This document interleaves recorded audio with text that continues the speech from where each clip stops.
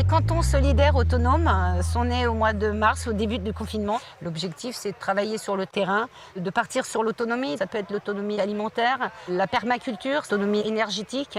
Et pourquoi le canton? Parce que les communes, certaines communes en France, elles sont trop petites pour créer un groupe. Les départements sont parfois trop grands pour se réunir. Le canton, c'est un compromis où il y a moins de distance, donc on peut se retrouver pour organiser des réunions, pour travailler ensemble, et pas trop petites non plus. Alors je présenterai les cantons solidaires comme un état de conscience en fait, l'envie de changer le monde autrement que par la révolution mais par l'évolution. Ce qui m'intéresse dans le principe des cantons, c'est le fait de pouvoir mettre en relation justement les populations des différentes régions, enfin des différents cantons, pour arriver à cette autonomie alimentaire, pour faire face à déjà une crise qui va nous arriver bientôt de plein fouet, que les gens ne voient pas pour beaucoup. C'est des recherches de solutions concrètes, pratiques et faisables, viables. Le fait d'adhérer à un groupe permet de récolter des solutions et des bons plans, on va dire. Des bons plans qui ne sont pas pécuniers puisqu'on est dans un échange et un partage en toute gratuité en fait. C'est une question de cœur. Et la ville du futur, c'est quoi?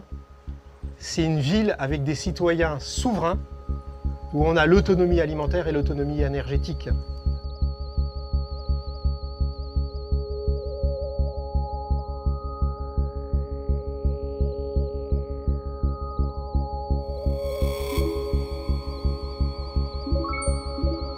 Et donc ici, on voit, regardez, il y a des touristes qui sont stupéfaits de visiter une commune où il y a de la nourriture à partager partout. Servez-vous, c'est gratuit. Food to share, appellent ça les Anglais, nourriture à partager. Si vous allez à Todmorden, eh bien vous verrez qu'il y a 700 bacs et points de culture dans la commune où vous avez de la nourriture partout à disposition de chacun. Et en 2008, quand ils ont démarré, la commune de Todmorden avait déjà perdu une grande partie de sa population du fait de la récession et de la désindustrialisation. En 1900, il y avait 45 000 habitants à Todmorden. En 2008, il n'y en a plus que 14 000. Tous ceux qui avaient encore les moyens sont partis, et puis c'est la pauvreté qui est restée.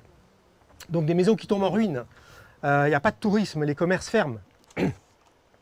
Ils ont lancé ce mouvement, et ici on a la date, le 7 octobre 2011. Ils ont fait une enquête auprès des familles, 83% de l'alimentation des familles provient du local, à 50 miles, à 80 km à la ronde. 80 km à la ronde, c'est un canton. Des communes sinistrées, avec du chômage, où il pleut beaucoup, il fait froid, il n'y a pas de tourisme. Là-bas, vraiment, c'est un temps qui n'est pas facile. Eh bien, ils sont arrivés à 83% des besoins en local. Donc c'est un bon signe, tout ça. Ça veut dire qu'en 3 ans, avec le pouvoir régénératif des semences paysannes, toutes les semences qui peuvent se reproduire elles-mêmes, à la 3e année, c'est devenu exponentiel. Donc, on peut produire plus qu'on en a besoin. Beaucoup de personnes ne comprennent pas que l'autonomie, c'est pas de planter une carotte et de manger sa carotte. C'est pas que ça. C'est un état d'esprit. C'est déjà de réapprendre à réfléchir par nous-mêmes sans qu'on nous dise quoi faire. Ouais. C'est de savoir dans quelle direction on veut aller, quelle vie on veut mener. Ce que j'aime dans les réunions, c'est qu'à chaque fois, on découvre de nouvelles personnes. Ce qui fait que quand on repart des réunions, en fait, on repart boosté parce qu'on se dit qu'il y a à chaque fois 2 nouvelles personnes qui viennent dans cette envie de changer les choses et ça donne de l'espoir. En fait, il a mis en image et en pratique ce que je ressens moi, au fond de moi, depuis déjà peut-être même tout petit, quoi. Alors, c'était tellement puissant cette magie d'une ville qui était en ruine en quelque sorte de la révolution industrielle et qui renaît de ses cendres sans moyen autre que le partage avec la terre nourricière. Que la grande ville d'à côté, Leeds, c'est 700 000 habitants, Leeds. On dit mais nous on le fait. Et là vous avez le maire de Leeds avec Tom Bliss ici qui est professeur à l'université et l'université a dit nous on va coordonner l'action dans les écoles et de voir que les cours de récréation qui étaient en béton, eh bien, ce sont des potagers avec des polytunnels, avec des poulaillers, avec des biquettes, etc. Les enfants apprennent l'autonomie alimentaire. Et là, ici, ça ne coûte pas 1 centime à la ville. Là. Parce qu'au lieu de mettre des géraniums et des pétunias, on met des salades et des poireaux. Donc on switch le budget fleurissement en fleurissement comestible. Et en plus, ce sont les enfants et les habitants qui vont faire un design de décoration sur les plates-bandes. Il y a un concours, vous voyez, il y a une remise de prix. Alors ils sont tous gagnants, hein. Ils gagnent le plus ceci, le plus cela. Et comme tout le monde est associé, tout le monde respecte. Donc c'est un principe qui fonctionne bien. L'année d'après, en 2013, ça s'est propagé au Québec. Le maire de Rosemont-la-Petite-Patrie, arrondissement de Montréal, il a trouvé ça fantastique. Il est sorti de son bureau, il a pris une pelle, il a retourné la terre du gazon et il a dit « J'invite tous les habitants à faire la même chose, à planter et à partager ». Là, vous êtes devant le Parlement du Québec. Et au lieu d'avoir des gazons avec des rosiers, ils ont compris qu'on n'avait que 3 jours de stock de nourriture et qu'on dépendait de la mondialisation. Et que si ce stock mondialisé s'arrête, demain, on n'a plus à manger. Donc ici, on a fait appel à des associations et des habitants pour produire de la nourriture à partager devant le Parlement du Québec, pour inviter toutes les villes du Québec à faire la même chose. Et maintenant, je peux témoigner que toutes les semaines, il y a une ville du Québec qui s'engage sur l'autonomie alimentaire avec des collectifs dans les quartiers. C'est extraordinaire, ils ont même déjà dépassé la France. Tout ça, je le prends comme un gros cadeau du ciel quelque part, parce que c'est la réponse à... C'est un petit peu ce que j'attendais en fait, de ma venue ici. Je ne regrette pas du tout d'ailleurs d'avoir fait le chemin, j'étais crevé et je ne regrette pas, quoi, mais vraiment pas. Je suis d'accord sur pas mal de choses qu'il a dit, notamment que l'enfant est la clé. Pour moi, si on rééduque les enfants dans le respect et notamment dans l'apprentissage de la nature, de la culture, on aura gagné beaucoup de choses. Mais pour ça, il faut bannir tout ce qui est écran et où on empêche l'enfant de s'éveiller réellement à son propre savoir. Ici, vous êtes dans le nord, près de Lille. Vous êtes à Ronchin. Ronchin veut devenir une ville comestible avec la participation des habitants. C'est un habitant qui a lancé les incroyables comestibles, qui est allé voir la commune, qui a convaincu la commune. Il y avait beaucoup de pauvreté, il y avait beaucoup d'HLM, il y avait beaucoup d'espaces vacants. Eh bien, on transforme les gazons en potager avec les enfants et on plante partout dans la ville. On voit là des photos sur le site internet de la ville. C'est les enfants de toutes les écoles qui participent. On a reçu de nombreuses demandes de dire mais comment gérer ce phénomène au niveau politique local. Et les Anglais à Todmorden, avec Pam Warhurst, elles ont mis au point une charte, une convention libre et simplifiée de mise à disposition de l'espace public qui engage les parties, la commune et les habitants à entretenir la parcelle mise à disposition gracieusement. Maintenant, je vous invite, on avait dit que c'était une conférence pédagogique, ça veut dire que c'est formateur. Je vous invite à découvrir une lecture de paysage pour éduquer votre regard. Regardez ici, c'est un cas que j'ai connu personnellement et je l'ai étudié pour vous montrer, partager la transformation de la désintégration de la production de nourriture et donc de l'autonomie alimentaire de la France. D'accord ? Ici, on est en Ille-et-Vilaine, en Bretagne, à côté de Redon.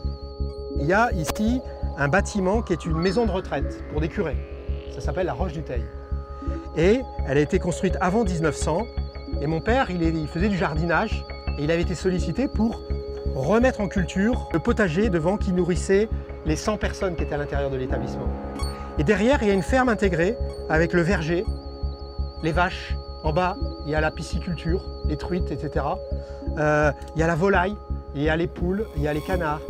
Tout est intégré sur le site, là, à moins d'1 kilomètre. D'accord ? Ça, c'était en 1950. Moi, je suis passé en 1973, c'était encore comme ça. 73, les hypermarchés ont envahi la France.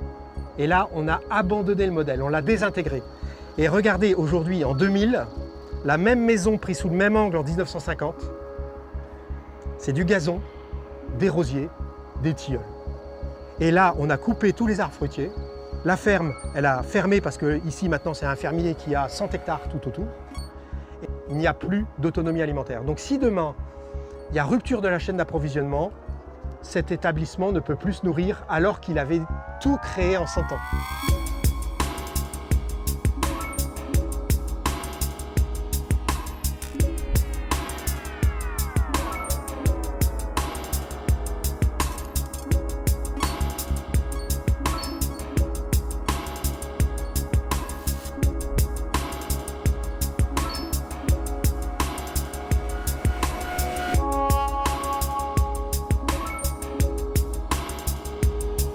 Pour moi, on est en train de détruire petit à petit tout ce qui fait le monde, tout ce qu'on a voulu nous apprendre quand on était enfant. Moi, je vais avoir 57 ans là en septembre. Et j'ai l'impression de vivre dans un monde qui m'est totalement étranger aujourd'hui. Tant sur le plan humain, les sentiments, le poids des mots, leur sens. J'ai l'impression que tout part petit à petit, s'effrite pour tendre vers je ne sais pas quoi qui ne m'intéresse pas vraiment. On nous parle beaucoup de transhumanisme aujourd'hui, on tend un peu vers ça, de technologie. On nous amène des téléphones qui nous amènent à faire le moins d'efforts de plus en plus. Hein.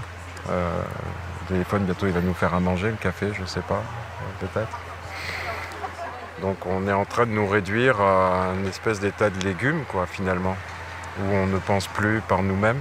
Enfin, on essaye de faire en sorte que beaucoup ne pensent plus par eux-mêmes et qu'on aille tous vers une pensée unique qui, à mon sens, compte tenu de la diversité de ce qu'est le monde, ne peut pas... Enfin, c'est pas logique.